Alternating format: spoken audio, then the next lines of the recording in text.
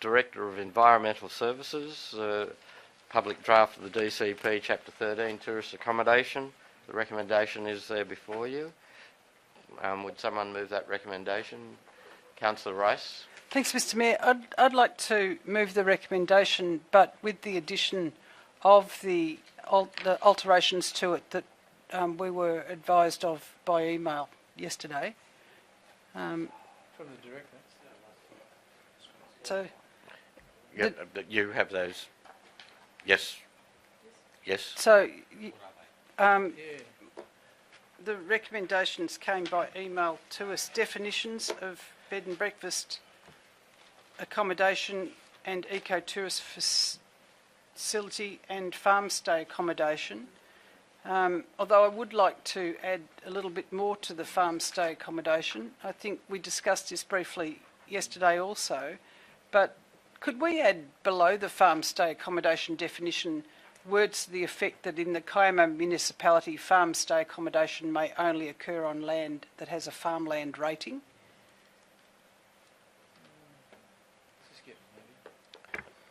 Through you, Mr Mayor, these are standard definitions within the standard instrument LAP, so we're obliged to use the definitions as printed.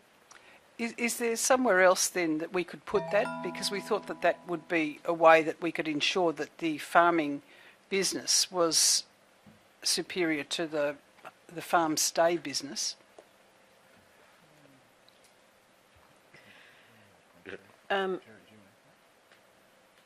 I could suggest that in the relevant section of the proposed development control plan, where we talk about the types of documentation that would be required to demonstrate that the agricultural use was the primary use, potentially we could, if after we sort of investigate to make sure that it was enough of a robust process to guarantee that that would be sufficient, potentially we could include in that list demonstrating the requirements for farmland rating may be taken to demonstrate that, maybe a part of that, the means of demonstrating that. Yeah, I'd be happy to see that in there. Thank you. So it has been moved by Councillor Rice. It's been seconded by Councillor Sloan. Okay, Councillor Rice, you wish to speak on it?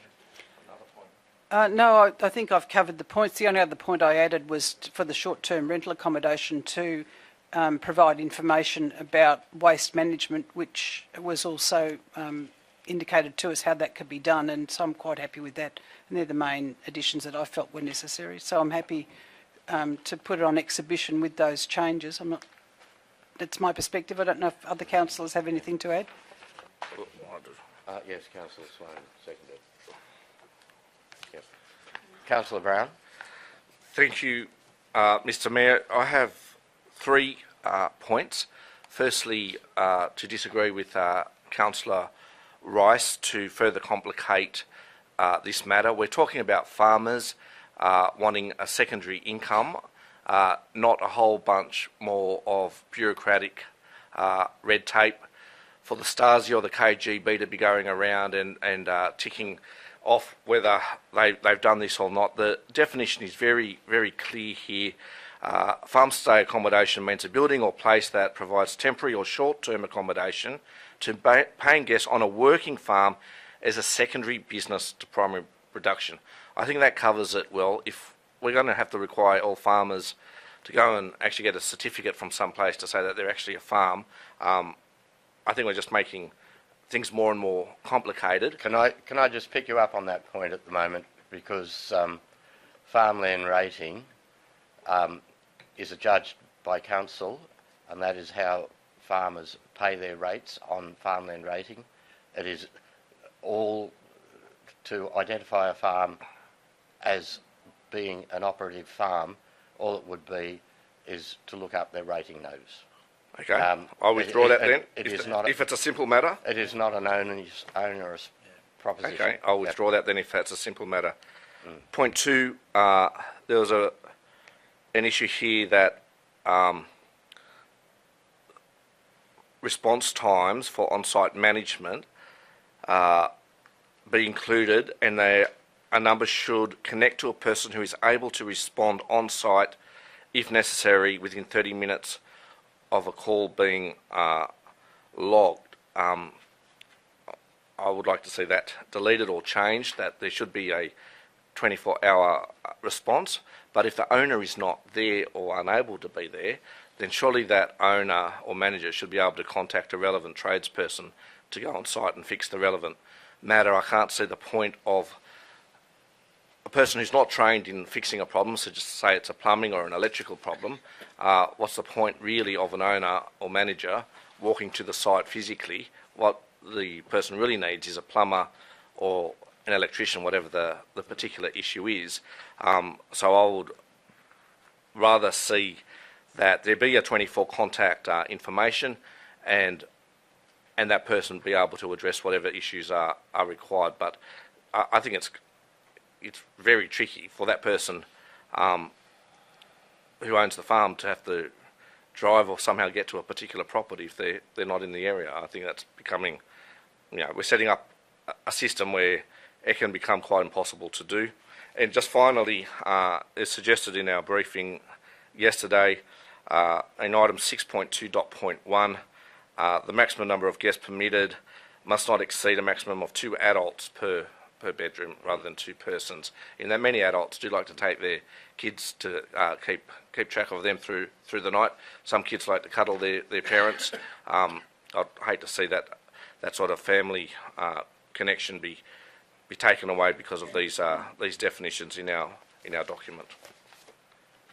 Thank you. The second item that Councillor Brown was was specifically to short-term rental accommodation, not... Correct. I think it was in relation to STRA that your comment was. The short-term response rental time of accommodation. 30 minutes was not to farmland or on-farm stay, but more related to short-term accommodation in... Sorry, through you, Mr. Mayor. I think that the point that was raised in relation to the 24-hour response time was it actually relates to a number of those policies that are proposed in the Development Control Plan. I think that the request for 2 adults per room was in response to the short-term rental accommodation policy, is my recollection from yesterday. Mm-hmm. Okay, Councillor. Yes, Mayor, I've got a question to the Director. This farm stay, can it be any type of animal? Is there, Usually humans. No, Usually humans stay on I'm farm. serious. The first thing you think is beef and cattle, but it could be, pigs, rabbits. It could be any sort of animal.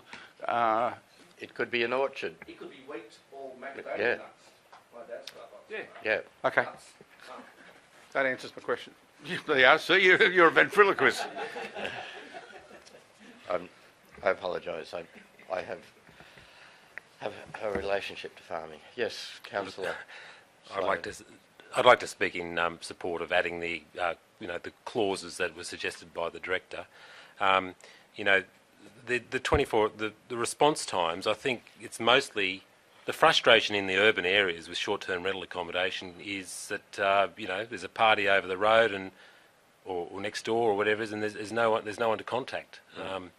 It's out of control. So look, I think that was the point that one of the reasons for this being put forward. But the other things that the Director suggested in terms of amendments to the policy that were put forward were all really little practical things. We all know that people in short-term rental accommodation may not be used to the way we do waste into 3 different bins here, and it all ends up going into the red bins, and they're often overflowing at peak times. Well, these are just little things in terms of education of tenants or short-term visitors, accommodation visitors, to help them understand how to separate the waste and the way we try and minimise waste here. So they all seem like easy little simple things that people with rental accommodation could do, and so I'm very, very grateful to the Director for giving us these suggested amendments.